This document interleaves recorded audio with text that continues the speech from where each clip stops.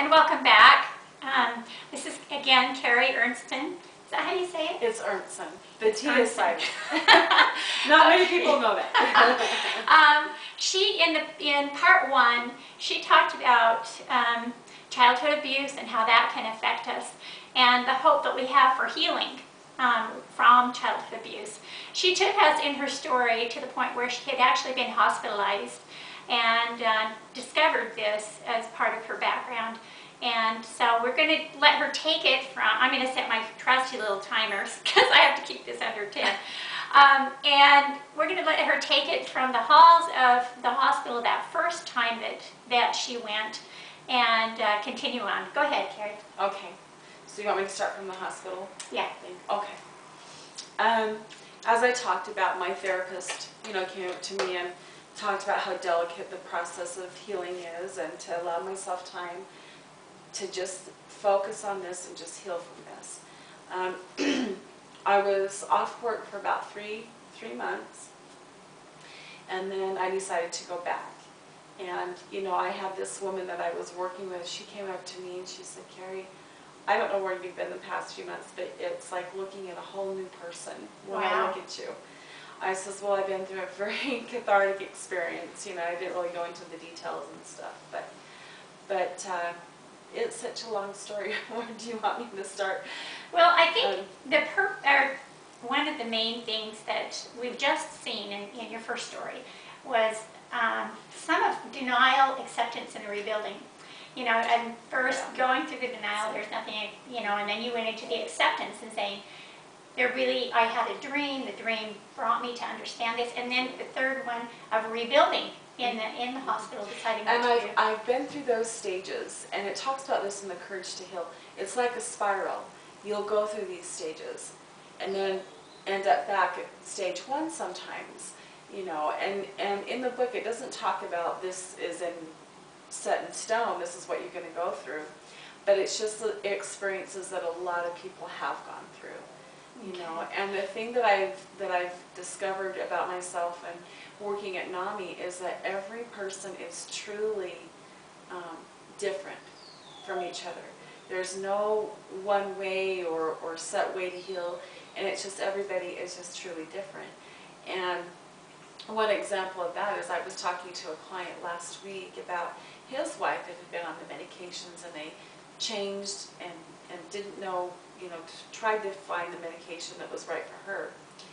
He said, "We got her off all of her medications and she's great now." So, wow. Yeah.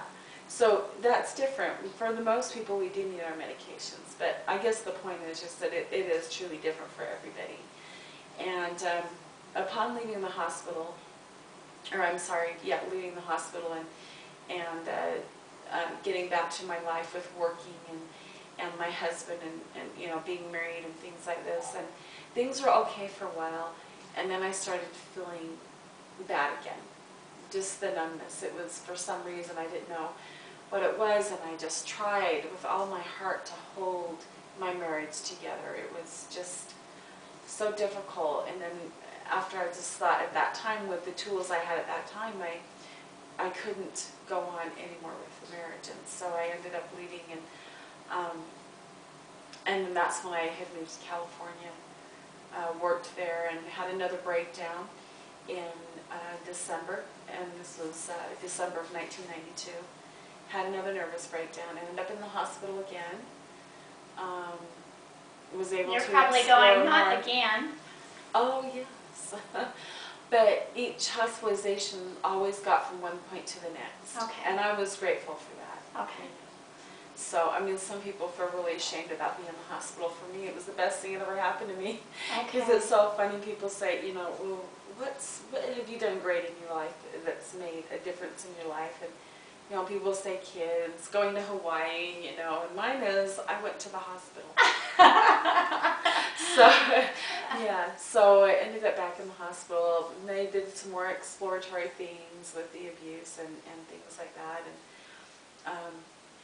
after living out of my car, I got in touch with... Oh, wow. Yeah, with that would give you people empathy. there. Oh, exactly, yeah.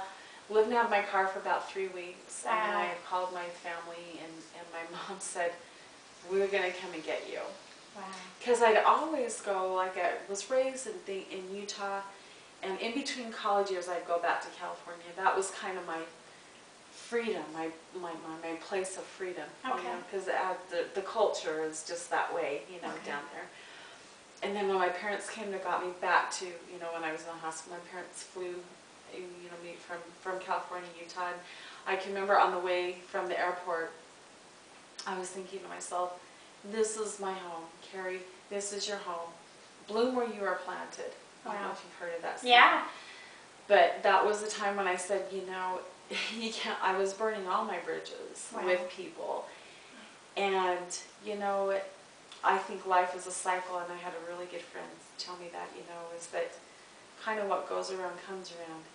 And what you do and what you think and what you attract, is, so I guess what I'm trying to say is I no longer burn my bridges. I was grateful for the people that I had in my life, and I wasn't so picky and choosy on, do you know what I mean? So this is a change. This was a rebuilding thing. It was a rebuilding in another sense. Okay. I was rebuilding my outlook on life and Okay. people and relationships. Before it was all just the abuse and things like this, and this was more, like I had, like for example, I've also been diagnosed with borderline personality disorder. Mm-hmm.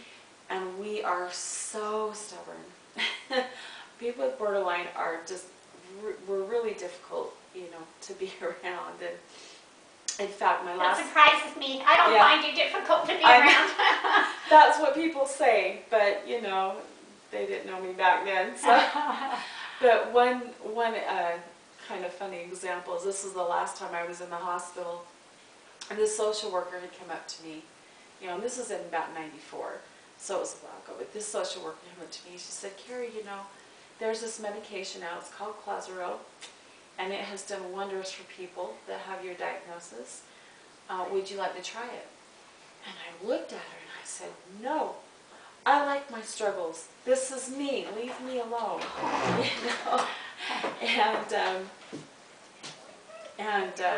So anyways, I went after we had that little conversation. I went into the TV room with it was just me and another kind of like a rocker dude, with the hair and the black T-shirt and the Holy Levi's, and he was sitting there and just kind of staring off. And I said, well, what do they have you on? And he said, they have me on Clozaril, and I feel good. And I said, you wait just 1 minute. I said, doctor, whatever he is having, that's what I'll have. So are you on that now? So I'm on that now. And it's been really helpful to you. Oh, it's been a lifesaver for me. Oh, it really has. Oh, by the way, Kerri, this is my grandchildren coming in. This is Kerri. They're coming in to join us. Hi, and this is Tiara. Kelly wants to be part of this. And this is Tiara, and then we've got Michael and Joshua. It's nice to meet you. What's your name? My name's Kerri. Nice to meet you. It's nice to meet you too, sweetie. We're just filming, so if you guys want to watch, you can. You can just be right over there. And we'll continue. It looks really good. Sorry. It looks really good. Thanks. Yeah, Okay. Little One Ray. more person. Hi. Seriously, it looks like a TV show. Sorry, did we interrupt your... Well, we're just in the middle Her of living filming, room so is I so just good, it looks like a introduce you. TV This is my show. daughter, Cindy. Hi. And This there's was on your garbage can. Joshua. So if you can just go in the other room, and we'll just finish up this one segment. Come on, guys. Go downstairs. I told Kerri when we're doing this, I said, this is really casual, so I apologize for the interruption. This is casual. Makes it kind of nice, actually.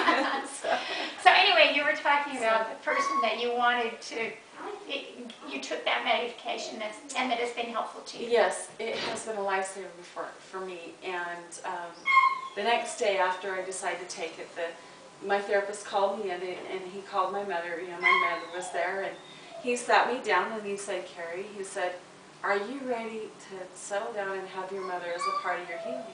Because for so long I blamed her, I was angry with her, for years, and I was so broken at that time. Just broken is a good word for it, vulnerable, broken. And I said, yes, I'll let her in my life, and she has helped me just extremely. I know.